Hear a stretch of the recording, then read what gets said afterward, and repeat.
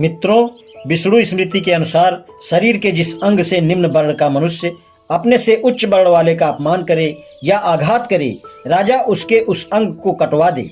यदि अपने से उच्च वर्ण वाले मनुष्य के आसन पर बैठ जाए तो राजा उसके चूतड़ को दाग कर उसे देश से निकाल दे। यदि वह थूक दे तो उसके दोनों होंठ कटवा दे। यदि अपान वायु विसर्जित कर दे अर्थात पाद दे तो उसका पिछला हिस्सा काट दे। यदि गाली दे तो उसकी जिह्वा काट दे। इसी प्रकार यदि निम्न वर्ण में उत्पन्न पुरुष अपने से उच्च वर्ण को गर्भोक्ति से कर्तव्य पालन संबंधी कुछ सलाह दे तो राजा उसके मुंह पर गर्म तेल डलवा दे।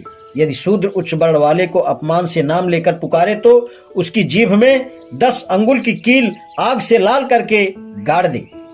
बृहस्पति स्मृति के अनुसार यदि शूद्र धर्मोपदेश दे, वेदोच्चारण करे या ब्राह्मण का अपमान करे तो उसकी जीभ काट दी जाए।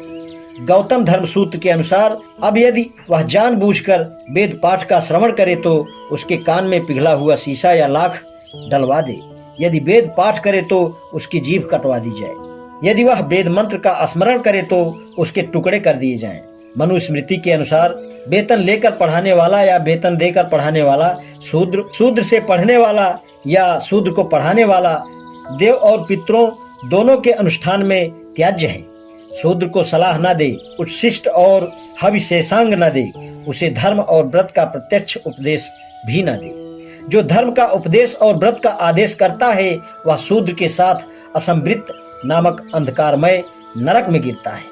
शूद्र के सम्मुख वेद पाठ न करें। रात के पिछले प्रहर में वेद पाठ कर थके हुए ब्राह्मण को सोना नहीं चाहिए। मनुस्मृति का उपदेश है, ब्राह्मण शूद्र का धन बेरोक टोक ले सकता है क्योंकि शूद्र का अपना धन कुछ नहीं है, सभी धन उसके स्वामी का है।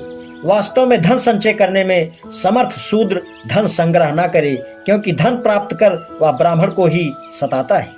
मनुस्मृति का राजा के लिए परामर्श, जन्म से ब्राह्मण या खुद को ब्राह्मण कहलाने वाला राजा को धर्म या राजनीति सिखा सकता है, शूद्र नहीं।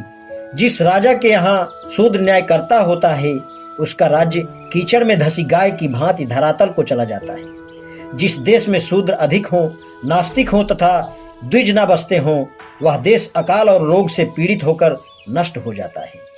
आपस्तंभ धर्मसूत्र कहता है, धर्म पालन करने वाले तपस्वी तथा ब्राह्मण का चरण धोकर पीने वाले शूद्र, अंधे गूंगे बहरे और रोगी जब तक असक्त रहें को कर मुक्त रखा जाए। शूद्र का धर्म है कि तीनों वर्ण की सेवा करे। वह उच्च वर्ण की जितनी अधिक सेवा करेगा उसे उतना ही अधिक पुण्य लाभ होगा। मनुस्मृति का कथन है, महातेजस्वी अर्थात ब्रह्मा ने विश्व की रक्षा हेतु मुख, बाहु, जंघा और पांव से उत्पन्न होने वाले जीवों का अलग कर्म निर्धारित किया है। ब्राह्मण के लिए पढ़ना पढ़ाना, यज्ञ कराना करना, दान देना लेना कर्म निश्चित किए हैं।